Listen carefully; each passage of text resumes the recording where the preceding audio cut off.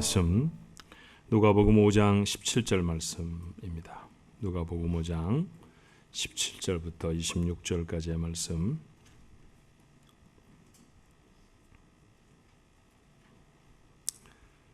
17절부터 26절까지를 제가 봉독을 합니다. 하루는 가르치실 때 갈릴리의 각 마을과 유대와 예루살렘에서 온 바리새인과 율법 교사들이 앉았는데 병을 고치는 주의 능력이 예수와 함께 하더라. 한 중풍병자를 사람들이 침상에 메고 와서 예수 앞에 들여놓고자 하였으나 무리 때문에 메고 들어갈 길을 얻지 못한지라.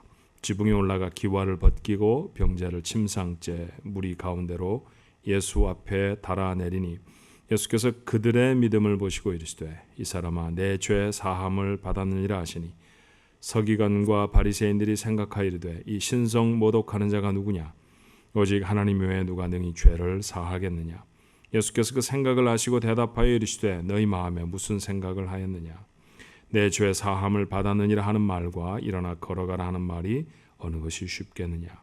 그러나 인자가 땅에서 죄를 사하는 권세가 있는 줄을 너희로 알게 하리라 하시고 중풍병자에게 말씀하시되 내가 내게 이르노니 일어나 내 침상을 가지고 집으로 가라 하시매 그 사람이 그들 앞에서 곧 일어나 그 누웠던 것을 가지고 하나님께 영광을 돌리며 자기 집으로 돌아가니 모든 사람이 놀라 하나님께 영광을 돌리며 심히 두려워하여 이르되 오늘 우리가 놀라운 일을 보았다 하니라.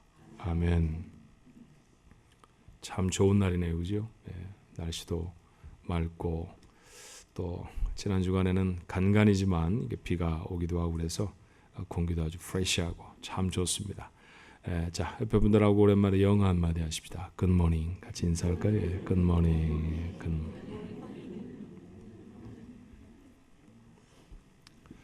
복음서에는 많은 부분에 같은 사건을 기록하고 있어요. 거반 반 이상은 아마 똑같은 이야기들이 적어져 있을 것입니다. 그렇지만 마태, 마가, 누가, 요한이 네 권의 복음서를 기록한 저자들은 자기들의 독특한 시각으로 이 말씀들을 보기 때문에 어떤 같은 사건이라 할지라도 그 사건의 깊이 있는 이해를 위해서 다른 복음서들의 기록들은 우리에게 도움이 되기도 하죠. 제가 아는 스타일의 설교를 강해 설교 그렇게 말을 합니다. 그래서 성경을 그때그때마다 어떤 주제를 선택해서 성경 본문을 주제에 맞추어서 성경에서 선택하는 것이 아니라 성경 한 권을 선택하고 가능하면 그 성경이 기록되어진 순서대로 쭉 말씀을 나누면서 그 책 전체가 우리에게 말하려고 하는 주제를 집중해 말씀을 나누는 이제 그런 방식의 설교를 강해 설교 그렇게 말하죠. 그래서 지금 누가복음 여러분이 29번째 시간으로 지금 누가복음을 함께 나누고 있습니다. 이렇게 설교를 하다 보면 전에 어떤 특별한 사건들 때문에 선택되어졌던 본문이 다시 중첩돼서 이렇게 선택되어질 수가 있겠죠. 무슨 뭐 전도의 헌신 예배라든지 오후 예배라든지 이런 때 그때 주제에 맞추어서 본문을 선택했는데 강해 설교하다 보니까 또 그 본문 순서가 되어질 때도 있잖아요, 그렇죠? 근데 그 고민을 하게 됩니다. 어떻게 할까 이렇게 고민을 하는 거죠. 한 번 더 할까 아니면 지난번에 했으니까 여러분 잘 아시죠? 그리고 지나갈까 이런 고민을 하게 되죠. 제가 지난 주간에 했던 고민이 바로 그런 고민이에요. 오늘 본문의 말씀은 누가복음 강해 순서로는 꼭 해야 할 말씀입니다. 그런데 꼭 1년 전에 43주년 교회 설립 기념 예배 때 마가가 기록한 본문으로 이 말씀을 여러분에게 증거했었습니다. 그러니까 했던 설교죠. 열심히 마가의 본문과 누가의 본문을 비교를 해봤어요. 뭐 틀린 게 있어야 다른 게 있어야 좀 다른 설교를 할 거 아닌가 해서 열심히 보았는데 한국말로 봐도 똑같고 영어로 봐도 비슷하고 헬라어로 봐도 비슷하더라고요. 그래서 도무지 차이를 발견할 수 없는 아주 똑같은 거의 그런 말씀이 또 좀 희귀한데 말이에요. 또 그렇게 기록되어져 있었습니다. 고민이 시작됐죠. 그리고 결론은 한 번 더 하기로 했습니다. 가장 중요한 이유는 44번째 교회 생일에 우리가 했던 다짐들, 우리 교회 이런 교회 됐으면 좋겠습니다 하고 여러분에게 드렸던 말씀들, 건 1년이 지났는데 과연 1년 동안 우리는 어떻게 실천하고 있는지 한번 확인해 볼 필요가 있다. 그런 생각이 들었기 때문이에요. 자, 누가는 주님이 나사렛에서 사역을 시작하시며 하셨던 선언을 이렇게 소개합니다. 주님은 사실 나사렛에서 나시고 나사렛에서 자라시고 나사렛에서 보통 어린 시절을 지나셨죠. 사역의 시작도 그곳에서부터 하셨어요. 근데 그곳에서 당신이 공적인 생애를 시작하시며 나는 이런 일 할 거다라고 선언하신 말씀을 누가가 본문을 통해 성경을 통해 기록하고 있는 말씀 여러분이 아시죠? 자, 누가복음 4장 16절부터 19절에 기록되어 있습니다. 예수께서 그 자라신 곳 나사렛에 이르사 안식일에 늘 하시던 대로 회당에 들어가사 성경을 읽으려고 서심해 선지자 이사야의 글을 들이거든 책을 펴서 이렇게 기록된 데를 찾으시니 곧 주의 성령이 내게 임하셨으니 이는 가난한 자에게 복음을 전하게 하시려고 내게 기름을 부으시고 나를 보내사 포로된 자에게 자유를 눈먼 자에게 다시 보게 함을 전파하며 눌린 자를 자유롭게 하고 주의 은혜의 해를 전파하게 하려 하심이라 하였더라. 이 일을 하기 위해서 주님이 이제부터 공적인 생애를 살아가시겠다라고 하는 선언입니다. 그리고 누가는 그 말씀이 어떻게 이루어지고 있는가를 증거하는 사건들을 그 이후에 기록하고 있어요. 자, 주님은 어떤 일들을 하셨을까요? 누가가 기록하는 이야기들은 어떤 것이었습니까? 회당에서 귀신에게 사로잡혀 있던 사람을 고치셨죠. 그것이 바로 주님의 이 이야기 다음에 공적인 생애를 시작하시며 누가가 기록했던 첫 번째 사건이었습니다. 시몬의 장모도 고쳐주셨고 가버나움의 온갖 병자들을 다 고쳐주십니다. 나병 환자에게 손을 대어 고치신 사건도 있었죠. 그게 바로 우리가 지난번에 누가복음 강해를 통해서 나누었던 말씀입니다. 본문은 그 사건에 이어 기록된 말씀이죠. 아마도 이런 병자를 고치고 귀신을 쫓아내고 이런 이야기들이 그 작은 동리에서 되어졌으니까 많은 사람들이 알게 되었을 것입니다. 예수의 소문이 빠르게 퍼졌을 거예요. 다시 가버나움을 방문하신 주님을 만나기 위해서 사람들이 집에 가득히 모였습니다. 주님이 계시는 집에는 사람들이 들어가기도 쉽지를 않았어요. 그런데 이곳에 오늘 여러분에게 읽어드리는 본문을 통해서 여러분이 들으셨습니다만 중풍병을 앓고 있는 사람을 4명의 친구가 침상채 메고 왔습니다. 당연히 들어갈 수 없었을 거예요. 사람이 가득해서 사람 혼자도 들어갈 수 없는데 침상을 메고 그 사이로 들어가 주님 앞에 놓는다는 것은 가능해 보이질 않았어요. 포기를 해야 할까요? 중풍병자의 친구들은 포기하지 않았습니다. 그들은 서슴지 않고 지붕으로 올라가서 지붕을 걷어내고 친구를 매달아 내립니다. 황당한 일이죠. 여러분이 만약 그 집 주인이라고 하면 어떠시겠어요? 그리고 주님도 갑자기 말씀을 증거하고 계시는데 먼지가 툭툭툭 떨어지니 하늘이 뻥 뚫려가지고 그 가운데서 침상채 환자가 달려 내려진다고 하면 주님에게도 당황스러울 사건이었을 것입니다. 그런데 주님의 반응은 이러셨죠. 자, 누가의 본문으로 읽으면 누가복음 5장 20절의 말씀에 예수께서 그들의 믿음을 보시고 이르시되 이 사람아 내 죄 사함을 받았느니라. 주님의 말씀은 전혀 다른 것이었어요. 그리고 정말로 특이한 것은 보통 어떤 환자를 고치실 때 누군가가 주님의 도움을 요청해서 그 도움을 받아야 할 때 그 사람의 믿음을 보셨다. 그렇게 성경 기록하죠. 그런데 여기는 전혀 달라요. 일어서야 하는 중풍병자의 믿음을 보신 것이 아니라 그를 데리고 온 친구들의 믿음을 보셨다고 했습니다. 그리고 결국은 그 환자를 고쳐주시죠. 24절의 말씀에 중풍병자에게 말씀하십니다. 내가 내게 이르노니 일어나 내 침상을 가지고 집으로 가라 하시매. 주님은 친구들의 믿음을 귀하게 보셨죠. 좋은 사람들이라고 생각하셨기에 고쳐주셨던 것이 분명할 것입니다. 자, 친구들의 모습에서 오늘 먼저 부름받아 하나님의 사람이 되어진 우리들 또 교회가 배워야 할 몇 가지 교훈이 있다라고 생각을 했어요. 자, 첫 번째 교훈은 뭘까요? 그들은 무엇보다도 자기보다 남을 생각하는 사람이었습니다. 주님이 갈릴리의 가버나움에 오신 것 처음이 아니었죠. 이미 그곳에 사는 사람들은 기적을 베푸시는 주님에 대한 소문을 거의 다 들었습니다. 그래서 주님이 계신 곳에 인산인해를 이루며 사람들이 모여들었던 것이죠. 물론 주님에 대해 의심스러운 마음을 가지고 온 일련의 사람들도 있었다고 누가는 기록하고 있습니다. 하지만 거의 대부분의 사람은 자신의 문제를 안고 왔을 것입니다. 하루라고 하는 시간은 한 도시의 사람을 다 만날 수 있을 만큼 그렇게 긴 시간은 아닙니다. 그러니 그 동네에 있는 사람들은 서둘렀을 거예요. 그래서 아침부터 주님이 계신 집은 사람으로 가득 찼습니다. 그렇지만 주님이 그 마을에 오셨다는 소식을 듣고도 주님이 계신 집이 아닌 다른 곳으로 간 사람들이 있었습니다.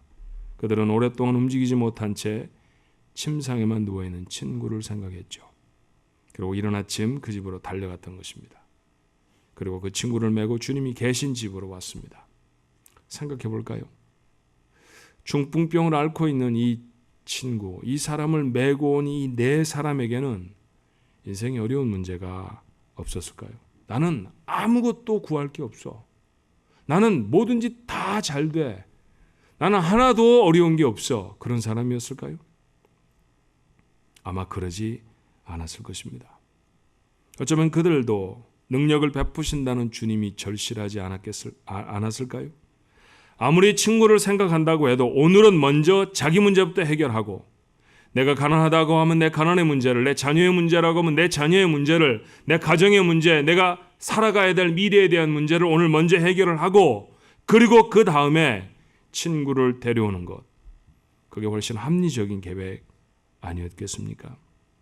그런데 그들은 그렇게 하지 않았습니다. 자신의 문제보다 다른 이의 문제를 먼저 돌아봅니다. 어떻게 보면 그들이 했던 일이 어마어마하고 대단한 일이 아니었을지도 몰라요. 네 사람이 친구를 침상에다가 메어서 어디론가 간다는 건 그게 뭐 이렇게 대단하고 엄청난 희생이겠습니까? 뭐 혼자서 업고 가는 것도 아니고 친구들 네 사람이 그것도 침상을 만들어서 그 가운데 병자를 눕혀서 간다는 것, 그게 뭐 힘겨운 일이다, 평생에 절대로 두 번 다시 하지 못할 일이다, 뭐 그렇게 말할 수는 없을지 몰라요. 그러나 그들에게는 다른 어떤 사람도 갖지 않았던 따뜻한 마음이 있었습니다. 다른 사람의 어려움을 자신의 어려움보다 더 아파하는 마음. 여러분, 하나님의 능력은 대단한 헌신이 아니라 따뜻한 작은 행동이 이루어내는 줄로 믿습니다. 그런 삶으로 살아가는 것이 먼저 부름받은 그리스도인의 모습이고, 그런 사람들의 모임이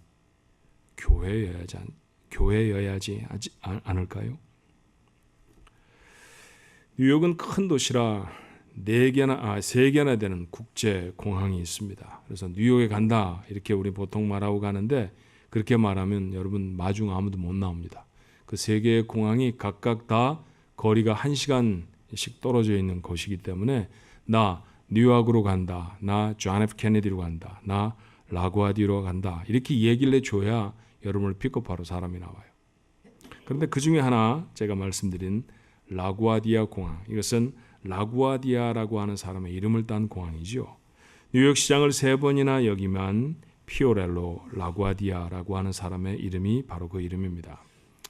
그는 판사였는데요. 뉴욕의 직결 재판부 판사로 재직가 된 1935년 1월의 일이 우리에게 잘 알려져 있습니다. 한 허름한 옷을 입은 할머니가 빵을 훔친 죄로 붙들려 왔어요. 판사가 물어봤습니다. 왜 빵을 훔쳤습니까? 이 얘기를 들어보니까 지금 병든 딸과 함께 사는데 사위는 가족을 버리고 도망을 갔고요. 그 다음에 2 손녀는 굶고 있다는 거예요. 빵가게 앞을 지나는데 너무 배가 고파서 빵에 손이 갔다는 것이었습니다. 잘못했으니까 용서해 주십시오. 이 노인이 손을 비비며 울먹울먹거립니다. 근데 빵집 주인이 고소를 취하지를 않습니다. 자기가 사는 지역은 굉장히 위험한 지역이고 이런 도둑이 너무 많기 때문에 이번에 이 도둑을 잡았으니까 벌을 주어서 다른 사람들에게 귀감이 되어지게 해야 된다라는 것이 그 이유였어요. 그래서 라구아디아 판사는 이렇게 판결을 합니다. 당신은 다른 사람의 빵을 훔쳤으니 벌을 받아야 합니다. $10의 벌금이나 아니면 10일의 구류형에 처합니다. 당시가 1935년이라고 하면 $10라는 돈도 그렇게 아주 작은 돈, 푼돈이라고 말할 수는 없었을지 모르죠. 그러니 노인에게는 $10는커녕 10센트도 없는 상황 아니었겠습니까? 그런 선고를 내리고 일어나서 법정에 있는 사람들을 향해서 이렇게 말했다고 해요. 사실은 저도 죄가 있습니다. 이렇게 배고픈 사람이 뉴욕의 거리를 헤매고 있을 때 저는 좋은 음식으로 배불리며 먹은 죄가 있습니다. 그 죄로 벌금 $10를 내겠습니다. 아마도 여러분 중에도 저와 같은 죄를 지으신 분이 계실 것입니다. 그렇다고 하면 여러분들도 50센트의 벌금을 이 모자에 넣어 주십시오. 그리고 자기 모자를 돌렸죠. 즉석에서 $47 50센트의 돈이 거쳤습니다. 그리고 그 돈은 노인에게 전해졌어요. 그 돈으로 노인은 벌금을 내고 남은 돈으로는 아마도 빵을 사가 집으로 돌아갔을 것입니다. 뉴욕의 판사에게 $10라고 하는 돈은 엄청난 돈은 아니었을지 몰라요. 그렇지만 그는 어려운 사람을 살피는 따뜻한 마음이 있었던 몇 안 되는 판사 중에 하나였습니다. 이 이야기는 수십 년 동안 사람의 심금을 울렸고 그래서 라구아디아는 뉴욕의 가장 존경받는 메이어, 시장이 됩니다. 교회를 이룬 하나님의 사람들에게 주님이 지금도 원하시는 것이 있다고 하면 냉철한 지성일까요? 대단한 성경의 지식이겠습니까? 출중한 용모일까요? 어쩌면 그 모든 것이 아니라 주님은 교회를 이루고 있는 사람들에게 이런 따뜻한 마음을 원하실지 몰라요. 우리 교회 모든 성도들이 이런 마음을 갖게 됐으면 참 좋겠습니다. 두 번째로 이 친구들이 가졌던 것은 주님께로 가면 문제를 해결받을 수 있다라고 하는 절절한 믿음이었습니다. 이 사람들이 친구를 침상치에 메고 왔을 때 이미 주님이 계신 집은 발 디딜 틈도 없었어요. 아무도 이들에게 자리를 내어주는 사람이 없었죠. 그렇지만 친구들은 지붕으로 올라갔고 지붕을 뜯어냅니다. 한바탕 소란이 있지 않았을까요? 누가도 마가도 기록하지 않지만 남의 집 지붕을 뜯어내는 사람을 그저 멀쩡히 보고 야, 저 사람도 참 잘한다. 아마 그렇게 보지 않았을 것입니다. 당신 뭘 하는 짓이느냐고, 거기서 뭘 합니까? 밑에서 지금 주님이 설교를 하고 계시잖아요. 별의별 소리가 다 있었을 것입니다. 그러나 그는 멈추지 않습니다. 다른 사람의 집 지붕을 허락도 받지 않고 뜯어내는 것, 그거 옳은 일 아닙니다. 그거 옳은 일 아니라는 것 이 친구들은 몰랐을까요? 알았을 거예요. 그런데 그들은 그렇게 합니다. 왜 그랬을까요? 그만큼 절박했기 때문 아니겠습니까? 다시 말하면 그들은 그만큼 분명한 믿음이 있었습니다. 이 불쌍한 병든 친구가 주님만 만날 수 있다고 하면 그 병에서 나음을 입으리라고 하는 확실한 믿음이 있었습니다. 그래서 사람들에게 욕을 먹고 나중에 보수를 내주어야 하고 비용이 들어야 할 것이고 어쩌면 사람들에게 욕을 먹어야 할 일인지 모르지만 그 일들을 해내는 것이죠. 주님은 바로 그들의 그 믿음을 보셨습니다. 그래서 하셨던 말씀이 중풍병자에게 말씀하시죠. 내가 내게 이르노니 일어나 내 침상을 가지고 집으로 가라. 주님은 그들의 믿음을 이루어 주셨습니다. 오늘 교회에 필요한 것도 교회를 이루고 있는 성도들에게 정말 절실한 것도 이런 믿음 아닙니까? 내 아이가, 내 가족이, 내 사랑하는 친구가 주님을 만나면 인생의 역전을 이룰 수 있다고 확실하게 믿는 사람들. 그 사람이 여러분이어야 하지 않아요? 이 어려운 세상에 정말 필요한 것은 새로운 제도와 능력 있는 정치인과 경제적 환경이 좋아지는 것이 아니라 주님이 필요하다는 사실을 알고 그들을 주께로 인도하기 위해 지붕을 걷어내는 무모한 수고를 마다하지 않는 그런 믿음의 사람들, 그 사람들이 교회의 식구가 되어져야 합니다. 그들이 주님의 마음을 감동시키는 참 믿음의 사람이죠. 우리 온 교회, 우리 가족들이 되어져야 할 모습일 줄로 믿습니다. 자, 그들은 자기 문제보다 다른 사람의 문제를 더 깊이 생각했습니다. 주님을 만나면 그들의 문제가 해결될 거라고 하는 절절한 믿음 가운데 남이 하지 못했던 일들을 감당합니다. 그랬더니 어떤 결과를 이루었을까요? 병자를 메고 온 사람들의 아름다운 따뜻한 마음, 자기 문제보다 친구의 어려움을 더 생각하는 그런 마음, 그리고 주님에게 보일 수만 있다고 하면 친구의 병이 나으리라고 하는 믿음, 그래서 그들의 지붕을 뜯어내는 그런 행동, 과격해 보이질 않습니다. 천장에서 친구의 침상을 주님의 코앞으로 매달아 내리는 그들의 모습이 무례해 보이지도 않아요. 도리어 이것은 교회를 이룬 성도들이 감당해야 할 아름다운 봉사의 모습일 것입니다. 이 이야기가 병자가 병이 나았다는 것으로 맞춰지고 있지 않다는 사실에 주목해야 합니다. 주님은 그들의 아름다운 믿음을 보시고 중풍병자의 병을 고쳐주실 뿐만 아니라 그를 구원하셨습니다. 누가복음 5장 20절의 말씀이었죠. 예수께서 그들의 믿음을 보시고 이르시되 이 사람아 내 죄 사함을 받았느니라. 이후에 이 선언은 유대인들과 심각한 논쟁의 단초가 되어집니다만 주님은 그의 죄를 사하여 주십니다. 오늘 이 사건을 통해서 우리가 얻는 또 하나의 중요한 교훈은 뭘까요? 우리가 분명한 믿음으로 누군가를 섬긴다고 하면 그곳에 구원의 은혜가 임하는 줄로 믿습니다. 마침 4월 25일, 이번 달 25일입니다. 2주 정도 남았죠. 아직도 믿음을 갖고 있지 못한 사람이나 신앙을 떠나버린 사람들, 교회로 초청하는 VIP 디너라고 하는 전도 행사를 갖습니다. 그저 좋은 밥이나 한 끼 같이 먹자 그런 뜻 아닙니다. 우리 교회 안에 비워진 의자나 채우자고 하는 일도 아닙니다. 여러분, 지금도 주님이 목마르게 안타깝게 부르시고 기다리는 영혼들이 우리 주변에 있지 않습니까? 그들을 주께로 돌려드리는, 주님께로 그 소중한 사람들을 인도해내는, 그래서 어쩌면 우리는 우리 문제보다 앞서서 그들에게 달려가야 하고요. 우리가 해야 할 일들이 있지만 그것들을 내려놓고 침상을 메고 와야 할지 모릅니다. 사람들이 그게 무슨 일이라고 말할지 모르지만 우리는 지붕을 벗겨내야 할지도 몰라요. 그런데 그런 수고를 감당하는 자리에 하나님을 만나는 기적이 나타날 줄로 믿습니다. 여러분이 그런 시간을 통해서 본문의 중풍병자의 4명의 친구들과 같은 그런 멋진 친구가 되어보면 어떻겠습니까? 예수님을 만나고 싶었던 한 아이가 있었습니다. 어느 날 엄마에게 예수님을 만나러 잠깐 나갔다 오겠어요. 도시락을 좀 싸주세요. 그렇게 부탁을 했죠. 그래서 엄마는 백팩에 초콜릿과 음료수 6병을 넣어주었습니다. 근데 한참을 가다 보니까요, 공원 벤치에 할머니 한 분이 앉아 계셨어요.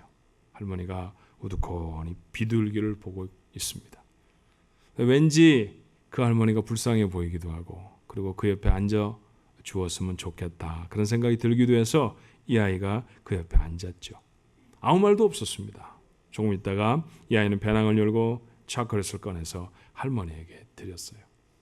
누군가에게 뭘 받으면 웃게 되잖아요, 그죠? 할머니가 엷은 미소를 짓습니다. 너무 보기가 좋아서 아이가 음료수를 다시 할머니에게 드렸고요. 할머니는 또 미소를 지어 주었습니다. 그렇게 그들은 먹고 마시고 미소를 지으면서 시간을 보냈죠. 아무 말도 없었어요. 집으로 돌아갈 시간이 되었습니다. 배낭을 챙겨 들고 몇 걸음을 가다가 아이가 돌아와서 할머니를 꼭 안아주었답니다. 할머니는 소년에게 가장 행복한 미소를 지어 주었어요. 자, 집으로 돌아온 아이에게 엄마가 뭘 했느냐고 물었습니다. 그랬더니 아이의 대답이 이랬습니다. 오늘 하나님과 함께 점심을 먹었어요. 엄마도 아세요? 하나님은 세상에서 가장 아름다운 미소를 가지신 분이에요. 할머니도 집으로 돌아가셨습니다. 아들이 어머니의 얼굴에 행복한 미소가 가득한 것을 보고 어머니 오늘 무슨 일이 있으셨어요? 그렇게 물었죠. 할머니가 대답한 말이 이랬습니다. 난 오늘 공원에서 하나님과 함께 초콜릿을 먹었다. 그런데 너도 아니? 그분은 내가 생각한 것보다 훨씬 젊더구나. 마음을 열어주는 101가지의 이야기라는 곳에 실려져 있는 이야기였습니다. 그래요. 따뜻한 마음으로 누군가에게 다가가면 어느 사이 그 사람이 하나님을 만날 수 있도록 도와주는 도구가 될 수 있잖아요. 누군가가 정말 자기가 해야 할 일들을 내려놓고 다른 사람을 위해서 손을 내밀어 주었을 때 그게 어쩌면 내 손이 아니라 하나님의 손이 될 수도 있다는 사실은 우리를 얼마나 감격스럽게 하는지 모릅니다. 이런 거 느끼고 살아야 진짜 멋진 감격 누리며 사는 것 아닙니까? 마음을 담은 작은 행동의 결과 하나님을 만나게 하는 것입니다. 이것이야말로 교회를 이룬 성도들이 꼭 해야 할 일이죠. 참 재미있게 보았습니다. 근데 굉장히 심각하게 본 광고가 하나 있었어요. 침대 광고였습니다. 어떤 사람이 누워서 자는데 옆에 볼링공이 턱 떨어져도, 볼링공은 현존하는 이 구기 종목의 볼 중에서는 아마 제일 무거운 볼 중에 하나일 거예요. 그죠? 잘못 맞으면 사람이 다치기도 하죠. 근데 그 볼이 침대 옆에 떨어져도 옆에 누운 사람은 전혀 흔들리지 않습니다. 좋은 침대라고 하는 이제 그런 선전이죠. 자, 그런데 그 침대에 여자아이가 남자친구와 함께 앉아 있습니다. 여자아이의 방이었어요. 근데 갑자기 아빠가 들어오죠. 깜짝 놀란 남자친구가 천장에 매달렸습니다. 근데 딸이 아빠가 그 딸 옆에 아빠가 앉아가지고 이야기가 좀 길어진 거예요. 계속해서 이야기를 합니다. 천장에 매달려 있는 남자친구는 어떻게 됐을까요? 팔이 너무 아픈 거예요. 그래서 팔이 너무 아픈 남자친구가 그만 아빠 뒤로 덜렁 떨어졌습니다. 근데 아빠는 모릅니다. 침대가 너무 좋은 침대이기 때문에. 정말 좋은 침대입니다. 그런데 교회가 이렇게 돼서는 안 됩니다.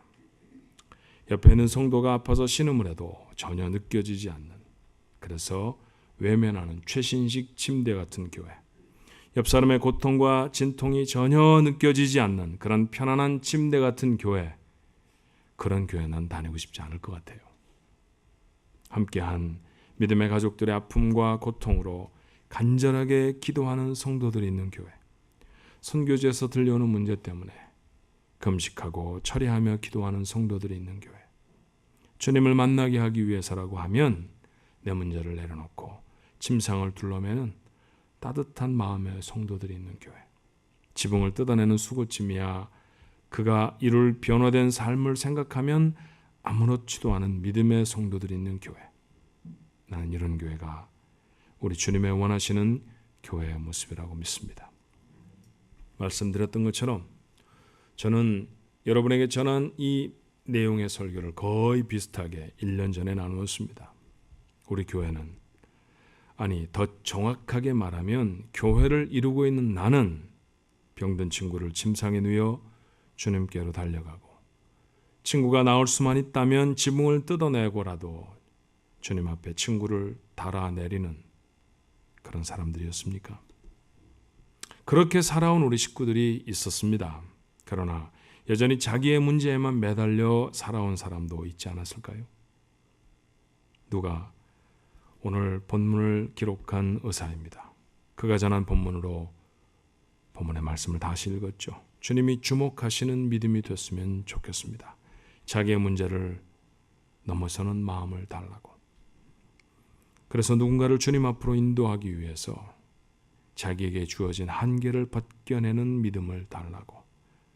그리고 그 결과로 주님의 은혜를 나도 누리고 나 때문에 다른 사람도 누리게 되는 그런 인생이 되게 해달라고 우리가 하나님 앞에 기도하는 아침 됐으면 좋겠습니다. 이 시간에 같이 한번 기도할까요? 하나님, 교회를 이루고 있는 사람이고 하나님 먼저 불리워진 사람인데, 그런데 하나님 제가 하나님이 원하시는 모습으로 그렇게 살지 못했던 것 같습니다. 우리 반주자는 조금 반주를 해주시고요. 우리 하나님 앞에 한번 조용히 자신의 삶을 돌아보면서 그 중풍병자 친구를 침상째 메고 주님께로 달려왔던 그 친구의 믿음, 주님 그거 제 믿음 되게 해주옵소서. 우리 같이 한번 기도했으면 좋겠습니다. 은혜와 사랑이 많으신 하나님 아버지, 오늘 아침에 주 앞에 엎드려서 하나님의 말씀을 나누게 하시니 감사합니다.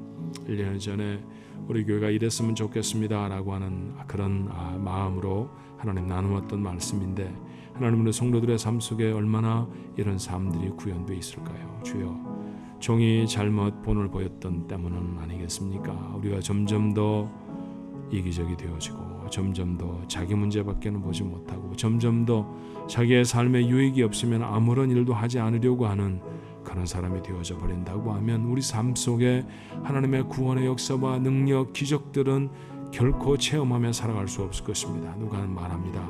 누군가가 자기의 문제를 내려놓고 친구의 문제에 집중할 때, 누군가가 자기에게 주어질 베네핏을 내려놓고 친구를 위해 그 기회를 사용할 때, 누군가가 사람들의 손가락질에도 불구하고 사람들이 하지 아니한 일들을 감당했을 때 그곳에 치유의 역사가 일어나고 그곳에 하나님의 구원의 기적이 선포되어진다는 사실을 하나님 아버지 누가는 우리에게 전합니다. 주님, 우리가 그 가운데 있게 하여 주시옵소서. 우리가 이 중풍병자 친구를 메고 온 그 4명의 친구와 같은 모습이 되어지게 도와주셔서 우리의 삶 속에 역사하시는 하나님의 은혜와 기적을 체험할 수 있는 저희 모두가 되어지도록 하나님 도와주시옵소서.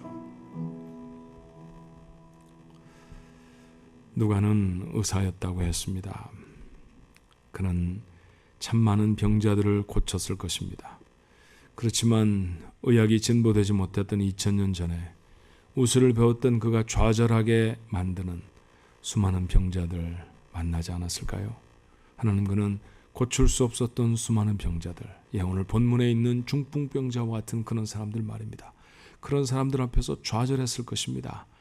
그런 사람들, 불쌍하게 연약하게 살아가는 그 사람들, 그런 사람을 위해서 자기 몫의 기회를 내려놓는 친구들이 있었습니다. 친구에게 달려가고, 친구야, 주님을 만나보자. 그러면 내 인생이 바뀔 거다. 그리고 침상째 들고 주님께 달려옵니다. 너무 늦었습니다. 들어갈 수가 없습니다. 친구들은 주저하지 않고 지붕으로 올라갑니다. 기와를 벗겨냅니다. 그리고 그 친구를 달아내렸습니다. 하나님, 수고한 일이었고 믿음으로 한 일이었고 사람들이 뭐라 하든지 주님 앞에 달려가기를 소원했던 그런 모습이었습니다. 자기 몫의 기회를 내려놓는 결단이 있어야 했고, 내가 받을 내 은혜, 내 문제, 이것을 건너서는 이타심이 있었기에 가능한 일이었습니다. 그랬더니 친구가 나았습니다. 그랬더니 구원의 기적을 경험할 수 있었습니다. 하나님, 이런 사건을 경험하지 못하는 까닭은 여전히 우리도 우리의 문제에만 매달려 사는 지독한 이기심으로 살아가는 때문은 아닐까요? 내게 유익이 되지 않으면 아무런 일도 하려고 하지 아니하는 답답한 세상의 모습과 똑같은 모습으로 산다고 하면 치유의 기적도 구원의 감격도 우리 삶과는 관계가 없을 것입니다. 먼저 불러주셨습니다. 교회를 이루고 삽니다. 이 말씀 적어도 우리는 압니다. 다시 한번 마음에 담습니다. 그러니 주여, 중풍병자를 메고 주 앞에 달려온 내 친구의 모습이 오늘 아침에 말씀을 나눈 우리의 모습이 되게 해 주시옵시고, 우리 교회의 모습이 되게 해 주시옵소서. 그래 그 자리에 하나님의 기적이 나타나는 것을 목격하게 하시고 구원의 역사가 선포되고 넓혀지는 것을 경험하게 도와주시옵소서. 특별히 이번 달 25일에 참으로 이렇게 중풍병자처럼 자신의 삶의 자리에 누워버린, 주저앉아버린 우리의 이웃들, 우리의 가까운 사람들이 있사와 저들을 불러 주님 앞에 인도하기를 원합니다. 이 모습에 열심히 있게 하옵시고 이 일에 하나님의 능력의 기름 부음이 있게 하여 주옵소서. 예수님 이름으로 기도하옵나이다. 아멘.